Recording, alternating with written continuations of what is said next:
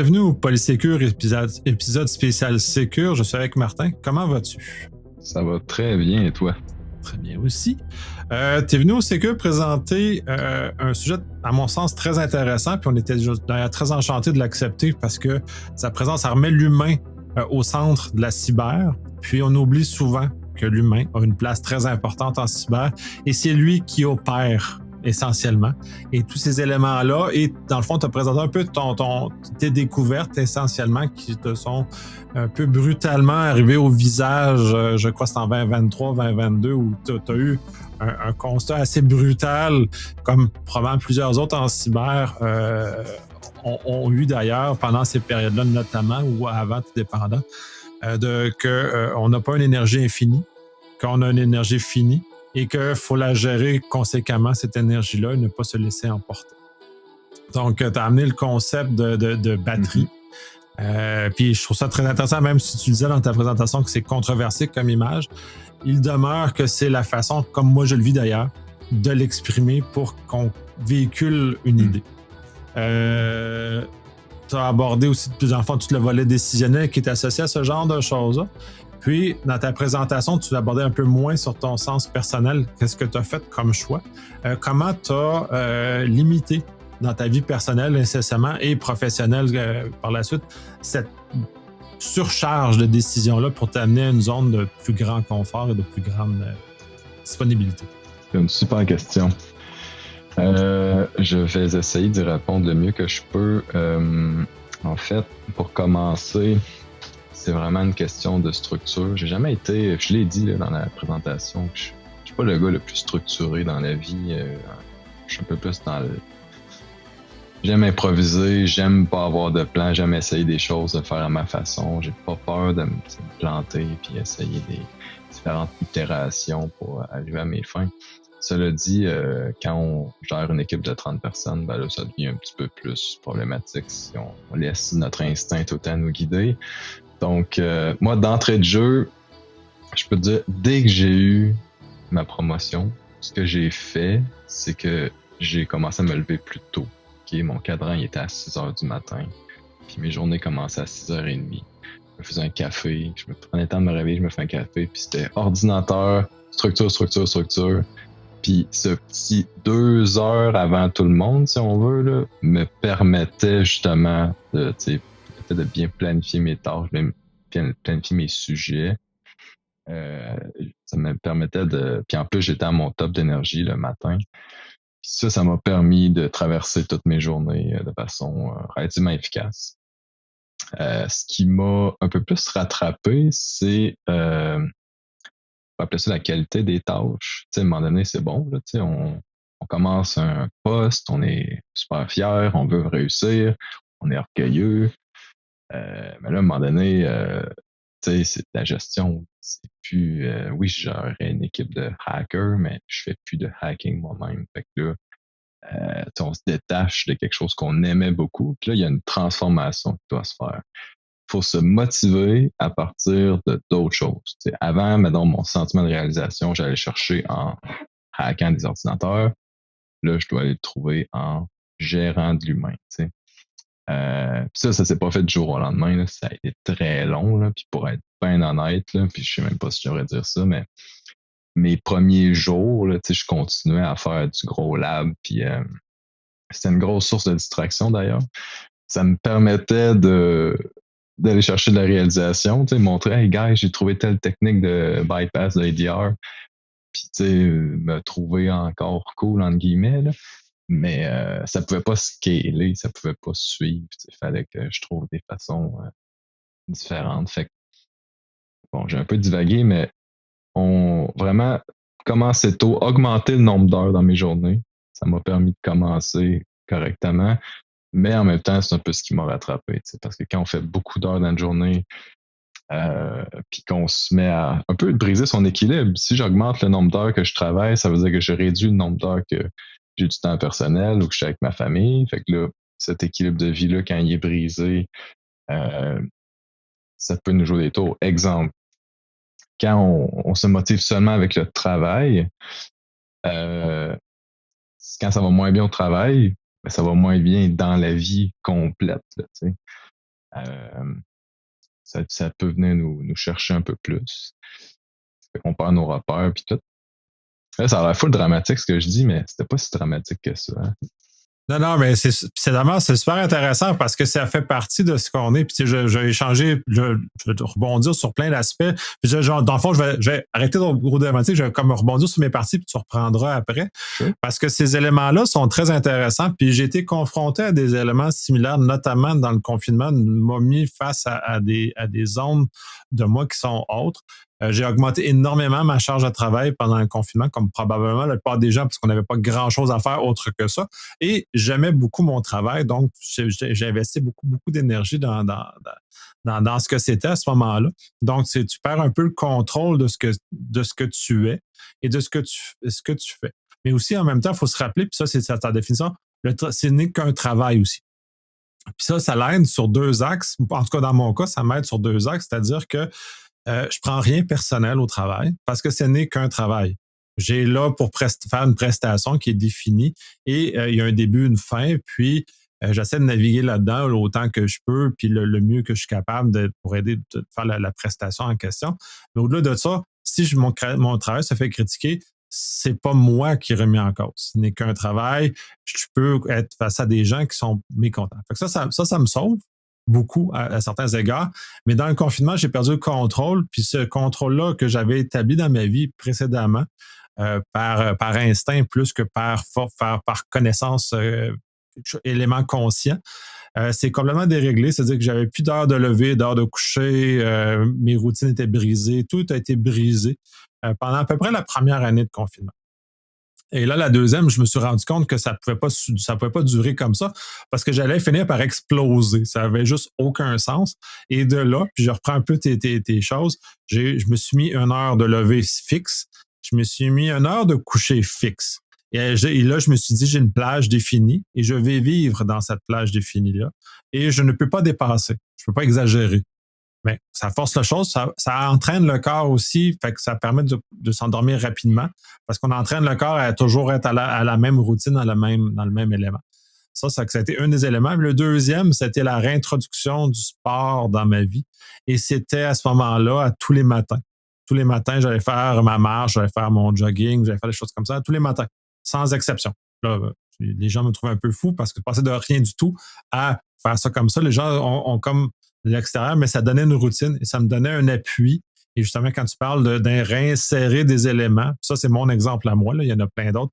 J'ai réinséré une structure où j'en avais perdu, ce qui m'a essentiellement sauvé la vie à ce moment-là parce que j'aurais probablement pété aux frettes. C'est littéralement dans ces moments-là de ne pas avoir réintégré ces différentes choses-là dans ma vie. Et je vais te laisser tomber dans un bout peut-être un peu moins dramatique de ton histoire. Non, mais on n'en parle pas assez de l'importance de bien s'entraîner, manger, penser à soi, dormir.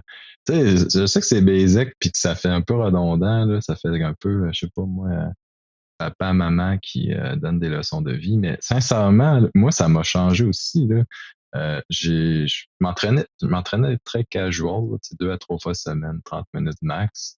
J'ai tranquillement augmenté le rythme, puis tu sais, augmenté, j'ai augmenté toutes mes performances overall, là, je me sens plus en forme, j'ai plus d'énergie, je peux être meilleur avec ma famille, meilleur au travail.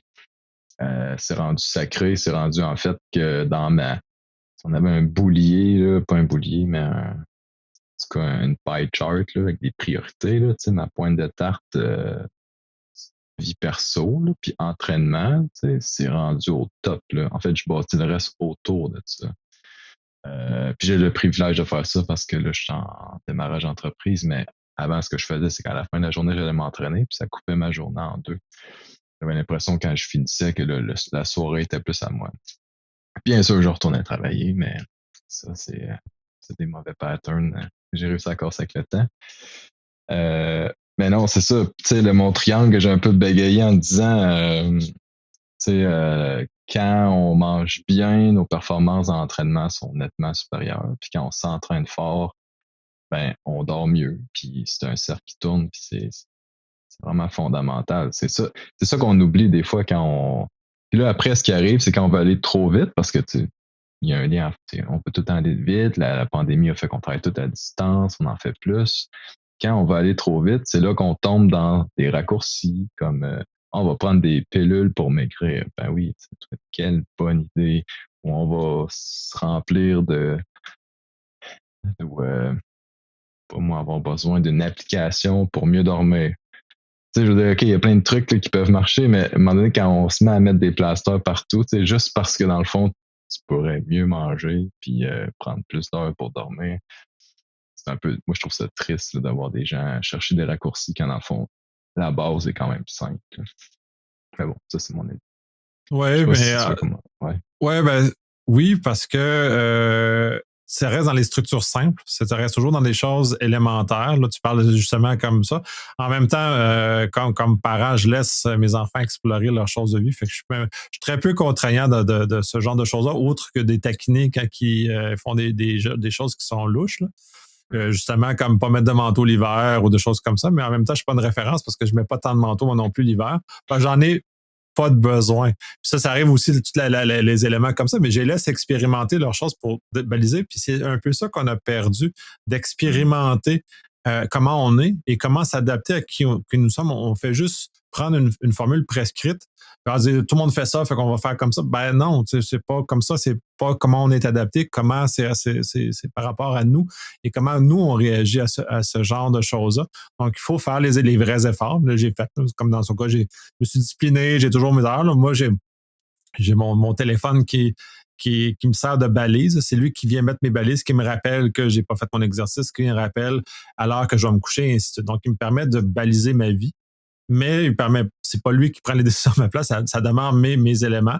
Et en même temps, je sous-traite la décision, parce qu'on veut revenir au contexte décisionnel. Je Ouais. sous-traite ma décision à mon téléphone. Et là, je prends pas de décision. Et lui me dit, ben, tu dois faire, tu n'as pas fait ton exercice, va le faire. Là, je fais mon exercice. Et puis, comme tu le mentionnes, c'est ça aussi qui a changé pour moi dans le confinement. Avant, l'exercice était optionnel si j'avais le temps. Là, l'exercice n'est plus optionnel si j'ai le temps. L'exercice est là et ma vie est construite autour. Et l'ironie là-dedans, puis c'est pas la première fois que je le mentionne, c'est que plus on va s'entraîner, plus on passe du temps en famille, plus on fait des choses comme ça, plus on devient productif. Donc, ça a l'effet contraire de penser plus je vais travailler fort, plus je. Non, parce qu'il y a un seuil que tu l'es plus. Puis tu gagnes en capacité juste à consacrer du temps sur l'entraînement, consacrer du temps sur ta famille, consacrer du temps à des choses qui te sont chères aussi à certains égards de ce moment-là. Puis là, je vais te rebasculer sur ta transition comme gestionnaire parce que c'est un cas classique du gestionnaire technique qui a de la misère à lâcher. Mais si tu lâches pas, tu vas juste finir par cramer aussi. Là. Ouais, ben, j'aborderais le sujet de la qualité des décisions, la qualité des tâches. Je l'ai abordé un petit peu dans la présentation, mais il y avait une étude là-dessus. Il y a beaucoup d'études que j'ai pas pu toutes lire en profondeur, là, parce que je me suis pris un petit peu en retard, mais il y en a une qui disait les tâches qui sont choisies par soi sont moins exigeantes qu'une tâche donnée par quelqu'un. En gros, c'est ça que ça voulait dire. Puis elle allait chercher plein de profondeur dans l'étude, là, avec plein d'exemples. Je pourrais pas les citer aujourd'hui, mais ça, je l'ai vécu après quand là, je passe encore, là, on fait du plus 6 mois, là, mais quand j'ai quitté, j'ai pris du temps pour moi, puis là, j'ai parti mon entreprise, je me suis mis à faire plein de tâches qui avant me vomissaient, genre c'était pourri. Là. L'admin, la fiscalité, c'est des affaires qui m'écœuraient. Puis aujourd'hui, je le fais dans le sourire. Qu'est-ce qui a changé? Ben, je le fais plus pour moi. Ça fait plus de sens un petit peu. Euh, Puis ça fait toute la différence. Fait que tu sais, on parlait beaucoup d'empowerment, tout ce que je travaillais avant, puis vraiment sentir que tu owns ta shop, là, ton département, c'est beaucoup moins pénible que si tu sens que tu sais on t'a donné quelque chose, on t'a donné un carré de sable que finalement tu voulais même pas avoir. Puis pourtant, c'est les mêmes tâches, c'est le même nombre d'heures dans une journée, mais il y en a un qui est plus drainant que l'autre. Puis beaucoup. Puis fait que peut-être pour revenir à quand j'étais justement directeur, il y a des tâches où c'était vraiment plus facile, je dirais bien ça. Il y a des tâches que probablement que tu sentais qu'ils étaient de ta propriété en quelque sorte, là, que tu t'étais approprié ces tâches-là, donc ils deviennent tiennes en quelque sorte. En plus, tu me parles d'empowerment, c'est un peu ça. Que tu fasses que Exactement. ça t'appartienne. Tu te sens inclus ou tu te sens autonome dans l'action. Quand il y en a d'autres, des fois, puis comme gestionnaire, parce que j'accompagne plusieurs gestionnaires, des fois, ça t'est garoché, puis tu dois juste traiter avec des dossiers qui te déplaisent à certains égards, là, puisque c'est pas toujours, c'est pas, s'ils sont pas à toi, ils t'appartiennent pas, puis tu tombes dans les jambes, puis c'est plate. Le top-down, hein. Exactement. C'est ça que je cherchais. Tu sais, mettons qu'on comparait le top-down du bottom-up. C'est quelque chose qui vient de moi que je veux convaincre l'organisation de faire. Je peux mettre infiniment d'énergie là-dessus. Mais si on me dit, OK, il faut faire tel changement dans telle direction, je suis comme, OK, ben, c'est un peu plus difficile de se motiver. Mais ça fait partie de la game, puis à un moment donné, faut embarquer, faut le faire. Je vais rebondir un peu, puis là, si on bascule sur le côté vraiment cyber, puis c'est ce que tu mentionnais un peu dans nos habitudes, on est un peu mal. Au-delà du fait, là, on parlait plus des individus, comme toi et moi, on travaille dans le domaine. Mais le domaine lui-même pour utiliser les termes dans ta présentation, est toxique, puisque les attentes, les mécanismes, tout ce qui est alentour de ça nous place dans une situation désagréable qui ne nous permet pas de pleinement profiter. L'empowerment n'est pas nécessairement là ou n'est pas built-in dans notre domaine. Tu parlais des exemples de juste si on se fait garocher des alertes constamment. C'est l'exemple le plus connu, mais pas le seul, qui permet justement de voir à quel point on se fait juste garocher des choses en pleine face sans aucune capacité d'agir ou sans aucune capacité de faire quoi que ce soit. Puis ensuite, ben là, on est fâché, puis là, des éléments comme ça. L'exemple que j'aime bien, puis qui est en dehors de la cyber, c'est les personnes qui inspectent les bagages à l'aéroport. Ça, en Mhm. parlant de job qui brûle le cerveau, ça, c'en a une parce qu'ils passent à longueur de journée à regarder. Et la fatigue, au sens où des vulnérabilités qu'on l'a vu en cyber, eux, c'est constant. Les autres, c'est leur job de regarder ça constamment. Et c'est pour ça qu'ils sont en rotation, parce qu'après un certain temps, ils ne voient plus rien. Le problème là-dedans, c'est que les organisations ne comprennent ou comprennent difficilement ces éléments-là, ou ont pris du temps avant de le reconnaître, qu'on est des humains puis qu'on est limité en termes de capacité de ce qu'on a.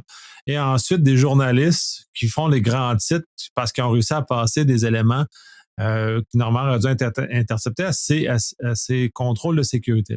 Là, c'est un peu l'exemple de genre l'équipe de Pentest qui va dire ouais, on va vérifier si l'équipe défensive est réveillée. Fait que c'est le même genre de choses toxiques qui est négatif parce que ça dévalue le pauvre travail des gens qui regardent à longueur de journée parce que c'est quand même, ça brûle le cerveau à la longue si t'es pas capable. Et de l'organisation de ne pas avoir justement reconnu d'avance qu'il fallait mettre les gens en rotation pour s'assurer que ça n'arrive pas en compréhension de l'humain. Fait que je trouve ça, puis on est beaucoup comme ça en cyber, puis là, ton exemple de garocher des gangs de pas bons, ils font des choses comme ça, ben oui, mais la réalité, c'est qu'on ne comprend pas que des humains et que, ensuite, comprendre, puis moi, je réalise, je suis beaucoup en risque et de remettre en perspective par rapport au risque. Est-ce que c'est si grave que ça l'est passé? Est-ce que c'est si grave que ça qu'on ne l'ait pas fait? Est-ce que c'est si grave que ça? Est-ce qu'il y a des conséquences réelles pour l'organisation? Dans des cas, oui. Il faut s'énerver pour de vrai. Mais en général, non. Il n'y a pas de cas pour l'organisation qui sont immédiats, un danger réel dans lequel il va mettre l'organisation à risque. En effet. Ah, ben, c'est bien que tu ramènes ce point-là sur le pentest, parce que je me suis limité dans tout ce que je voulais dire, mais c'est vraiment, c'est un bon sujet, ça. Parce que le point ici, c'est que tout le monde est bienveillant. C'est ça qui est compliqué. Tu sais, les pentesters, je les adore, là. J'en ai fait longtemps, puis j'ai décidé de dédier ma vie à ça, la sécurité offensive. Fait que j'adore vraiment ce domaine-là. Puis même si on est super bienveillant, la façon qu'on communique les findings, le risque, justement, tu sais, quand on le communique avec beaucoup de paranoïa, tu sais, le concept de crier au loup, là, je l'avais vu dans mes recherches d'ailleurs parce que c'est de la fatigue décisionnelle, en fait, de crier au loup. Tu sais, un enfant d'un village qui crie au loup, finalement, c'est une joke. Il crie au loup, puis le moment, il se fait dire les villageois le croient plus. Puis là, à un moment donné, il arrive un vrai loup. Puis quand il crie, ben, tout le monde est dans le trou. Ben, c'est le même principe. Tu dis, ah, telle vulnérabilité, c'est critique, c'est VSS 10. Ouais, mais il y a telle condition, tu sais. Comme, guys, notre outil de communication, le bon vieux CVSS, il est pas bon. Puis après, ce qu'on demande, c'est les organisations doivent contextualiser le risque. Fair enough. C'est une très bonne idée, mais c'est quand même dur à appliquer à haut volume. Juste parce que j'arrive d'une grosse organisation où il y a énormément de volume. Tu sais, mais une petite entreprise, c'est faisable. Mais quand il y a trop de vulnérabilités à gérer, ben là aussi, tu te mets à faire des biais cognitifs ou faire des raccourcis. Là, tu sais. Puis ce que je trouve fascinant, c'est que tout le monde est bienveillant. C'est ça qui est compliqué. Genre, tu peux pas juste dire on peut pas mettre la faute sur un ou sur l'autre. Là. Je pense que c'est juste l'outil de communication qui est déficient et non pas. Il n'y a pas de méchant là-dedans. Là. Tout le monde veut faire bien, tout le monde veut faire de la sécurité, tout le monde veut faire avancer l'organisation, mais parce que l'outil n'est pas adéquat, on se crée de la fatigue mutuellement. Puis qu'est-ce qui arrive après? Ben là, on en a nommé des conséquences dans la présentation. Les décisions sont moins bonnes. Il y a un paquet de problèmes par rapport à ça, puis là, t'en nommes certains. Mais, puis en plus, on amène dans un univers de confrontation. Puis la confrontation amène aussi une fatigue supplémentaire parce qu'on est toujours en train de réfléchir à se prémunir contre l'autre, parce que là, au sens où on présume que tout le monde est bienveillant, puis c'est un peu ça la position standard, c'est qu'on ne réfléchit pas que l'autre nous en veut, ou va nous couillonner, va nous faire quelque chose, mais quand on tombe dans un contexte de confrontation, ben, on est toujours en train de réfléchir que l'autre va s'opposer, l'autre va dire des choses contre nous, l'autre va nous traiter d'incompétents, l'autre va toujours comme ça. Fait que c'est un peu comme dans cette perspective-là. Et ce qui est un peu malheureux avec les équipes offensives, c'est qu'ils ont tendance à vouloir démontrer que l'équipe défensive est pas bonne. En réalité, c'est pas ça qu'il faut démontrer. Il faut démontrer qu'il y a un problème qu'il faut résoudre et que tout le monde est participant à résoudre ce dit problème-là. Parce qu'on tombe en confrontation, ben, on coupe la communication. Puis là, ensuite, on devient hostile. Puis quand on coupe la communication, puis là, aussi bien qu'on est capable de faire quelque chose après ça, une fois que les personnes ont justement une perception négative de notre message, ben après ça, on n'est plus capable d'entrer dans une communication bienveillante, d'être capable justement d'échanger de façon humaine, parce que ça revient à ça, on est des humains dans une grande organisation, d'être capable d'arriver à un objectif commun qui est d'aider l'organisation à prospérer et à grandir, et dans notre sphère spécifique, d'être sécuritaire. Avoir un sentiment de sécurité. Un sentiment, oui. Oui, effectivement, parce que la sécurité n'est qu'une émotion. Là. Quand j'ai commencé, quand j'ai commencé dans mes débuts, je pense que les équipes de défense demandaient beaucoup de choses, puis ils ne l'obtenaient pas. Fait que il est arrivé des tests qui ont brassé les cartes. Puis suite à ces tests-là, les équipes ont commencé à avoir un peu plus d'écoute sur OK, ça nous prendrait tel contrôle, tel outil, tel truc pour mieux faire notre travail. Fait que, ils criaient. Mettons, on reprend l'analogie de crier au loup. Après, je suis pas sûr qu'ils ont fait d'exprès, là, mais ils demandaient, mais le message passait pas. Puis, tu sais, quand on insiste trop, des fois, ça a l'effet inverse, d'avoir encore moins d'écoute. Mais ça l'a pris on appelons ça des incidents pour que la gestion fasse oh shit, ok, ça leur prend vraiment cet outil-là. Tu sais. Fait que des fois, quand on crie trop fort pour avoir ce qu'on veut, ben, on l'obtient juste pas. En tout cas. Notamment aussi parce que ça vient comme un bruit on se transforme en bruit ambiant. Puis si on prend cet exemple-là de façon en communication plus large au niveau public à l'heure actuelle, pour moi, on a passé le point de non-retour où justement ce cri-là est rendu un bruit de fond que les gens n'écoutent plus. On est vraiment rendu à ce stade-là. Fait que pour nous, c'est ultra pénalisant comme situation, comme professionnel en cyber, puisque certains membres de notre communauté ont crié trop fort, avec trop de négatifs dans le message qui a été renvoyé, qui nous ramène dans une zone où on n'a plus d'écoute littéralement de façon publique de personnes. va s'outrer sur la place publique, peu importe la stratégie qu'on utilise, ça l'a créé avec les années, puis là on le voit, puis ça redescend dans les organisations ensuite, parce que sur l'espace public, ça a des aspects sur comment l'organisation se fait. Là, tu l'as vécu, c'est que là, il y a une nouvelle, puis là, la haute gestion lit le journal, puis là, va redescendre ça dans l'organisation. Ensuite, cette information-là, même si ça n'a aucun lien avec l'organisation, même si ça fait ensuite, de redire, on dit à la gestion, non, mais ça ne nous applique pas à nous. Fait que plus en plus, ils vont cesser d'écouter ce message public-là.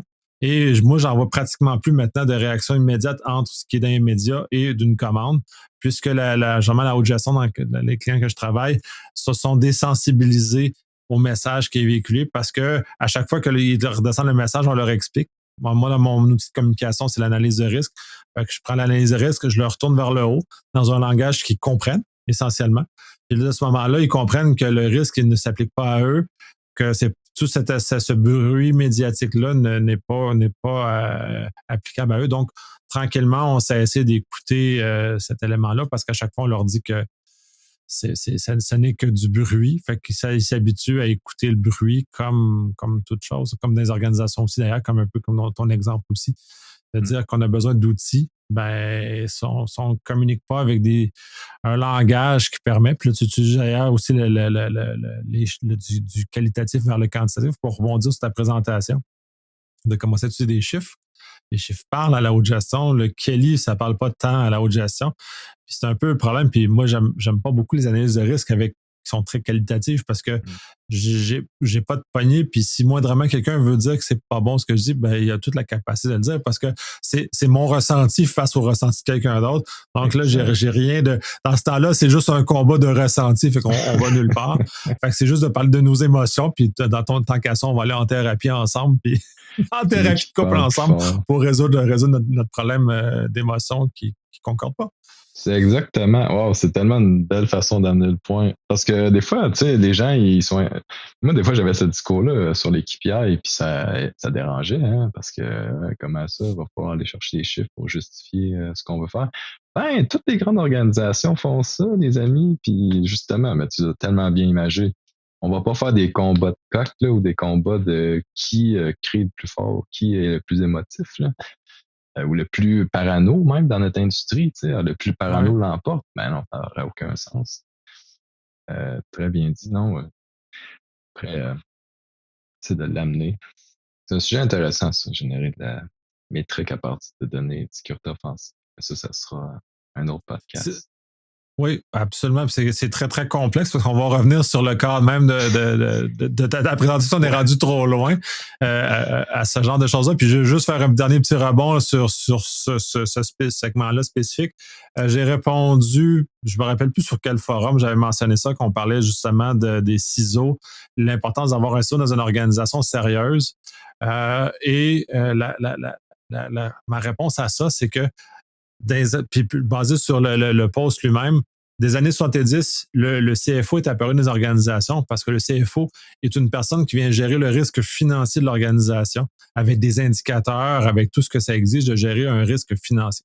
Donc, toutes les grandes organisations sont dotées d'un CFO parce qu'il y avait besoin de quelqu'un qui était capable de naviguer dans un monde complexe, qui est un monde financier, qui représente des choses comme ça. Donc, on met ça en place. Maintenant, on se pose plus de questions. Le ciseau, c'est la même chose. Le ciseau doit être capable de manœuvrer dans une organisation de façon, comme le CFO l'a fait, c'est-à-dire de prendre dans un univers complexe, parce que les TI, c'est complexe. La cyber, ça l'est, parce que ça a un lien très proche entre les deux, et d'être capable de gérer le risque, comme le CFO gère le risque financier. Le ciseau gère le risque cyber dans l'organisation pour avoir quelque chose. Donc, celui-ci, comme le CFO, a besoin d'indicateurs. C'est ça le lien avec ce qu'on parlait. D'indicateurs clairs dans lesquels il va être capable de gérer son risque, de prendre des décisions éclairées. Puis si tu reprends justement de baser du quali et quanti, on a besoin de. Le CFO ne fait pas sur une émotion ses décisions. Il prend ses décisions sur une base quantitative, analysée et ainsi de suite, plus un peu d'intuition pour son expérience. Mais en même temps, son étude d'expérience, c'est basé quand même sur du vécu qu'a fait le ciseau. Le ciseau doit se placer dans la même position par rapport à ce genre de choses-là. Si on revient un peu plus dans le cadre de ta présentation, c'est-à-dire notamment l'automatisation, la mécanisation, tu parlais de ça, mais comment, ou de décision inconsciente, de passer une décision inconsciente, de consciente à inconsciente, comment tu l'as fait? Puis je ramène un peu, parce que dans le fond, j'ai dévié très rapidement la conversation vers d'autres choses, mais comment tu as intégré ces éléments-là dans ta vie, dans ta profession, puis maintenant, ben, où tu t'en vas dans ta nouvelle aventure? Mhm. Ouais, moi, ce qui marche avec moi en ce moment, là, c'est planifier tôt le matin, puis après ça, plus planifier, plus prendre, être sur le pilote automatique le reste de la journée. Depuis que je démarre mon entreprise, la fin de semaine, c'est du temps créatif. Parce que comme il n'y a pas d'horaire, j'ai le bon état d'esprit pour justement planifier ou juste explorer des trucs. Exemple, l'autre fois, je voulais regarder les meet-ups à Québec. Je connais Québec Sec, tous les trucs proches, mais je me disais, il y en existe-tu d'autres? Puis, y en a-tu d'autres qui sont pas en cybersécurité ou peut-être que je pourrais aller représenter la sécurité ou parler de sécurité ou connecter avec des gens d'un autre domaine? Parce que j'étais en ce mode-là en ce moment, faire partie de comité puis juste explorer un peu le marché. Ben, ça, j'ai fait ça de fin de semaine. C'est pas vrai que pendant une journée où OK, il faut que je fasse ça, j'ai des meetings, j'ai ici, je fais de l'admin, whatever. J'ai écrit une proposition pour un client. Je suis pas dans le bon état d'esprit du tout pour penser à comment créer l'avenir. C'est comme, pour faire un parallèle avec les ateliers stratégiques, j'en ai fait plusieurs dans mon ancienne vie, puis il y en a qui appellent ça des off-site pour une raison, parce que c'est off-site, parce que juste le fait de se louer une salle, sortir de l'environnement de travail, automatiquement on devient plus créatif. Euh, fait que c'est vraiment ça. Des fois même je joue dans ma maison, travailler un peu dans le salon, travailler un peu à mon bureau, puis promener comme ça. Ça a un effet vraiment, c'est impressionnant en fait. Oui, J'ai parlé du livre Atomic Habits à la fin de la oui. présentation, puis il en parle beaucoup à quel point ton environnement peut influencer les habitudes que tu prends. Oui. Ah, absolument. Puis ça, je rebondis là-dessus parce que j'ai fait des découvertes. Le confinement a été un beau laboratoire, en tout cas dans mon cas, pour aller plus loin puis d'explorer un peu comment je me positionne dans tout ça. J'ai beaucoup voyagé pendant le confinement, étonnamment. Mais je suis de ceux qui ne Ouais. sont pas sentis limités par cette situation-là et j'en ai profité, malgré les contraintes que ça pouvait comporter. Le fait d'être en déplacement amène cette créativité-là, notamment. J'ai même découvert jusqu'à un certain point que le télétravail avait des contraintes justement de limiter ma créativité, puisque d'être assis dans mon bureau et maintenant associé très fortement du travail, qui est très peu créatif. Et du moment que je veux commencer à créer, il faut que je me place ailleurs. Puis là, là, avec le temps, il a fallu que je le comprenne, il a fallu que je le verbalise. Puis suivant tout ça, là, je me déplace, je vais aller travailler dans des environnements autres, quitte à aller travailler dans un café, aller travailler dans un Tim Hortons, dans un Starbucks, ou peu importe, ou aller travailler quand j'étais à Montréal, disons à la place Ville-Marie ou le gros espace là, juste de m'installer là, de faire mes affaires tranquillement, me change d'état d'esprit et a un gain énorme. Puis ça, c'est une découverte spontanée que j'ai faite, là, que j'avais pas lu, mais c'est qui est nécessaire.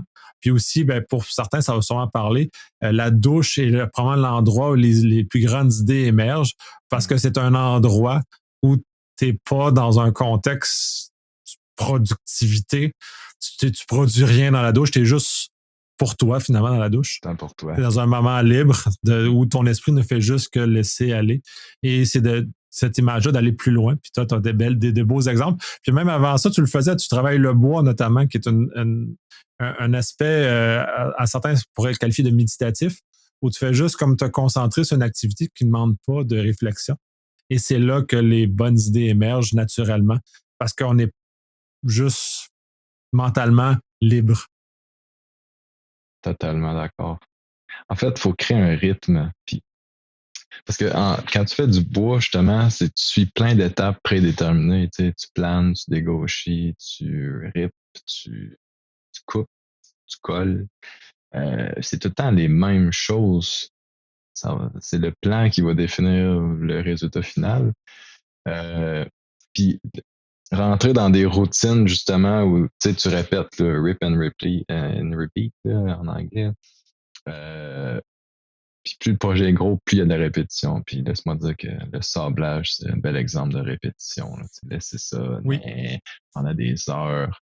Puis là, aller de 60 de grains à 80 à 120. Tu sais, des affaires, ça finit juste plus. Mais méditatif, c'est le bon mot. Là. Genre, je sais pas comment expliquer ça, mais cette activité-là que je fais par les soirs et fins de semaine, ça me réinitialise là, complètement du virtuel. Là, je passe mes semaines devant 4 écrans là, à faire plein de choses. Là. Puis là, je deviens un peu stressé ou épuisé mentalement. Puis comme c'est fréquent, ben ça devient normal. Mais quand je fais du sport ou je m'en vais gosser dans mon garage, ben là, je reviens vraiment à un état normal. Puis là, je m'en rends compte. Là, je fais comme, hey, il faut vraiment que je garde cette habitude-là.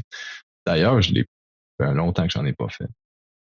Puis je m'entraîne plus un peu, mais je le sens un petit peu. C'est faire des activités. Justement, c'est que tu n'as pas de micro-décision, en fait. Tu suis un plan, tu suis des étapes, tu réfléchis pas, tu fais juste appliquer. Il n'y a aucune notion d'anxiété là-dedans. Là. Quand je suis dans mon garage, je me pose pas de questions. D'ailleurs, se poser des questions, c'est anxiogène. Je sais pas si Oui. je l'ai dit dans ma conférence, là, mais Je pense, ça me dit rien, mais non, je pense pas que tu avais abordé l'aspect anxiogène. Des décisions, puis ben là, on embarque, si on veut, vraiment dans le côté anxiogène et qui mène à de l'anxiété ou des crises d'angoisse, un peu comme tu mentionnais dans ta présentation. C'est cette espèce d'amplification, c'est ce qu'on appelle la chambre d'écho. On est très bon nous-mêmes pour avoir notre propre chambre d'écho, de juste continuer à amplifier une pensée qui est souvent négative, puis qui va devenir tellement grosse et tellement présente dans notre esprit qu'elle prend toute la place et aspire tout oxygène et toute capacité qui est bienveillante aussi, notamment, là, qui nous rend stressés, bref, qui nous rend malheureux. Mais le sport en a un. J'ai l'exemple de mon père, lui fait du vélo, mais de façon assez importante. Là, on parle de plusieurs heures par semaine de vélo. Même dans le temps où il était encore actif, il y avait un travail, peut-être à retraite, mais il en fait encore. Mais cet élément-là de juste laisser le vide prendre possession de nous. Puis ce vide-là a du bon, il recharge essentiellement la batterie que tu mentionnes. Là. Dans ta présentation, on est dans cet esprit-là d'éléments comme ça. Je veux dire, moi, je fais mon jogging presque tous les matins. Là. Maintenant, je ne le fais pas tous les matins. Mais c'est toujours la même run. Je fais toujours le même parcours. Puis, tu sais, il y a des gens, tu vois, mais tu ne trouves pas ça plate. Ben, faut que ça soit plate. C'est l'objectif de la démarche. Faut que ça soit plate. Puis je suis le même chemin, puis je sais à quel endroit, parce qu'en plus, je le fais en séquence, c'est-à-dire que je marche, cours. Donc, bref, pour maximiser un peu le rendu, ça. Puis, bon, j'ai un vieux corps, je suis plus capable de faire d'autres choses. Fait que c'est comme ça. Et je sais exactement à quel endroit je vais marcher, quel endroit je vais courir. C'est toujours le même affaire. Donc, il n'y a pas de surprise. Outre que des fois, il peut y avoir de la glace, mais ça, même avec le temps, je me suis débarrassé de cet élément-là en m'achetant des souliers à crampons pour courir. Mais je pense pas à rien, je fais juste courir. Je réfléchis même plus. Est-ce que je fais attention, il y a de la glace? Je fais même plus ça. Je suis juste comme dans l'état libre de circuler et d'avancer vers la course, notamment. Qu'est-ce que je peux rajouter à ça? Non, ben je voulais pas tuer le sujet comme ça. Mais ça en fait partie de ces éléments-là, de laisser croître le voyage, le fait que tu parlais de la coupure de travail à la fin de la journée est nécessaire parce que travailler de façon continue pendant 12 heures ou 16 heures, comme j'ai déjà fait pendant le confinement, c'est malsain de faire ce genre de choses-là parce que tu n'as pas la coupure à la fin de la journée. Et c'est un peu comme aller en apnée. C'est-à-dire, tu peux penser que tu peux aller très loin. Tu vas commencer. Puis à un moment donné, puis c'est ça, je me suis rendu compte en confinement. C'est un peu comme l'apnée. À un moment donné, tu commences à manquer d'air, puis là, tu comprends pas ce qui se passe, puis ça peut relater un peu, relater. Quel anglicisme pas beau. Tu peux te rattacher à ça aussi, toi aussi, dans ton expérience. À un moment donné, tu n'as plus d'air, puis tu comprends pas. Puis comme on n'est pas habitué de vivre, on nous a pas éduqués à vivre qu'il faut aller reprendre de l'air une fois de temps en temps, on oublie. Puis là, les autres autour de nous, puis on est un peu dans une espèce de... Tout le monde est un peu avec l'ego, comme tu mentionnais. Puis là, les autres continuent à nager, puis toi, tu fais comme, ouais, mais je manque d'air, là. Je peux plus faire ça, qu'est-ce qui arrive? Ben, c'est parce que toi, ton corps n'est pas fait de la même façon. Fait qu'il faut que tu ressortes aller chercher ton oxygène. Et je m'en suis rendu compte, ça, assez tard quand même en confinement, qu'il fallait que je reprenne justement cet oxygène-là. Mais la pause du souper est un exemple de ça. Mais la pause, pas juste manger rapidement puis retourner au travail, arrêter. Juste le fait, après le confinement, ce que je faisais, c'est je revenais du travail en auto. Je revenais à la maison, petite pause, parler avec ma blonde, parler avec les enfants, un petit moment comme ça, on soupe, on jase un peu après, puis ensuite, je recommence à travailler. Il y avait besoin un 2-3 heures d'espace, d'activité autre, qui était l'élément qui était nécessaire de reprendre mon oxygène et de ne pas vivre sur tes réserves. Puis ça aussi, c'est une autre affaire. Puis ça, tu ne l'as pas abordé en présentation. Je ne sais pas si tu l'as lu. Quand tu embarques dans tes réserves, là, ça devient dangereux. Puis ça, je l'ai fait. Puis je me suis récupéré à temps. Mais quand tu t'en vas, c'est là que tu t'en vas en burn-out parce que tu as l'impression de continuer à pouvoir nager, pas d'oxygène. La réalité, c'est que tu brûles de tes énergies vitales qui t'amènent ailleurs. Puis qui t'amènent à un très mauvais endroit, d'ailleurs. Ça doit être à ce moment-là qu'on dit que c'est tout le temps la faute des autres, puis que tout est une montagne, parce que justement, t'as plus d'énergie pour le reste. En fait, j'ai dû le frôler, cet état de fatigue-là. Tu sais, si j'avais à décrire un peu c'est quoi, en tout cas, ma définition d'une crise d'anxiété, puis après, c'est de la psychologie, chacun le vit de façon différente, là, mais moi, ça m'a vraiment paralysé. J'étais pas capable de travailler. Là. Tu sais, je tape là, du centaine de mots minute normalement. Là, j'étais là, puis qu'est-ce que je fais? Une journée normale, là, un mercredi, là, tu sais. Ah oui, puis ça venait avec un mal de ventre avant. Moi, l'anxiété n'a jamais été physique. Jamais. Je suis quand même stoïque, puis calme, puis zen comme personne, relativement naturellement. Mais là, stress qui devient mal de ventre, qui devient overwhelm, tu sais, boucan, là, genre, je suis plus capable de réfléchir. Puis en 3-4 jours, boum, c'était réglé, là. Lundi d'après, quelques mini-séquelles, mais c'est vraiment particulier. Puis ça, tu vis ça une fois, tu fais comme, OK, non, la vie mérite d'être vécue, fuck that shit, je vais travailler. Puis c'est vraiment tout à partir de cet incident-là, là, où j'ai cherché, lu, informé, parlé de ça avec des amis. Pas garder ça en dedans, là, tu sais, ça donne à rien là, de jouer l'ego là-dessus, au contraire, là, tu sais. Puis en fait, le fait d'en avoir parlé, là, j'ai pu connecter avec des gens là, au Secure là, j'ai au moins 2 cas vraiment. C'était des belles discussions après. Là, hey, j'ai vécu des affaires similaires, merci, c'était malade. Puis un autre qui lui aussi a slacké, qui c'est un esti de workaholic intense, pardon. Puis il a slacké suite à un truc, c'était pas de l'anxiété, c'était autre chose, mais quand même. Fait que tu sais, il y a un concept que j'ai abordé dans la présentation, c'est que la fatigue, c'est un état. Puis je voulais surtout dire, je l'ai précisé, un état temporaire. Parce que, tu sais, tu fais de la course.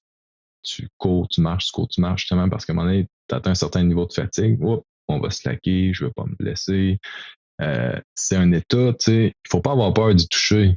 Le problème, c'est quand ça devient chronique. Tu sais, c'est ça qui fait grandir, là, de se brûler, se donner à fond, slacker, prendre une pause, récupérer, se donner à fond, récupérer. C'est la même chose pour le cerveau, à mon avis. À force de conditionner, prendre des décisions, mais en se donnant du repos, tu sais, à mon avis, on peut l'augmenter, cette batterie d'énergie-là. Puis comme je dis en terminant, c'est, à mon avis, s'entraîner à faire des choses toujours un petit peu plus difficiles. Puis ça, je l'ai pas dit, mais dans le livre Atomic Habits, il disait qu'il faut faire des choses 4% plus difficiles. J'ai aucune idée comment il a trouvé ce chiffre-là, mais je trouvais ça intéressant parce que c'est pas beaucoup, tu sais, c'est juste des petites marches. Puis ça fait du compound interest après de l'intérêt composé. Il Oui, disait, intérêt composé. il disait les habitudes, c'est l'intérêt composé du développement personnel. Je trouvais ça vraiment brillant comme citation. C'est une très belle phrase. Ça résume beaucoup comment je me suis développé dans le temps où tout est devenu des habitudes. Moi, le plus vite que je peux basculer quelque chose dans une habitude où j'ai plus besoin d'y réfléchir. Le Exact. seul problème, le seul problème à ça, c'est que quand tu sors un peu de l'habitude, là, tu as l'air d'un bouffon parce que tu fais un geste un peu par rapport parce que bref, il ne fait pas référence au contexte parce que tu n'es pas dans le contexte, tu es vraiment dans ton exécution, pure et dire. Mais au-delà de ces petits moments cocasses-là, en général, ça me sauve tellement d'énergie faire ça comme ça que ça en vaut le coup. Puis ça, je l'ai fait de façon instinctive quand j'étais beaucoup plus jeune pour des raisons que je commence à comprendre maintenant en vieillissant, en prenant de l'âge et de l'expérience. Maintenant, je suis capable de décomposer, de comprendre pourquoi j'avais pris ces décisions-là à ce moment-là et que j'avais trouvé un point d'ancrage pour moi qui était très intéressant sur ça. On va conclure sur ces belles paroles-là. C'est très intéressant comme conversation. Comme tu l'as mentionné, on va reprendre d'autres, on va commencer à enregistrer de façon fréquente ensemble. J'ai très hâte parce qu'on va aborder des sujets comme ça un peu plus humains, mais en même temps, on va mélanger ça avec des sujets techniques de nos expériences, tout ça. J'ai très, très hâte de commencer ces épisodes-là. Hey, avec plaisir. Ben, merci à toi. C'était super intéressant. On fait ça quand tu veux. Ouais.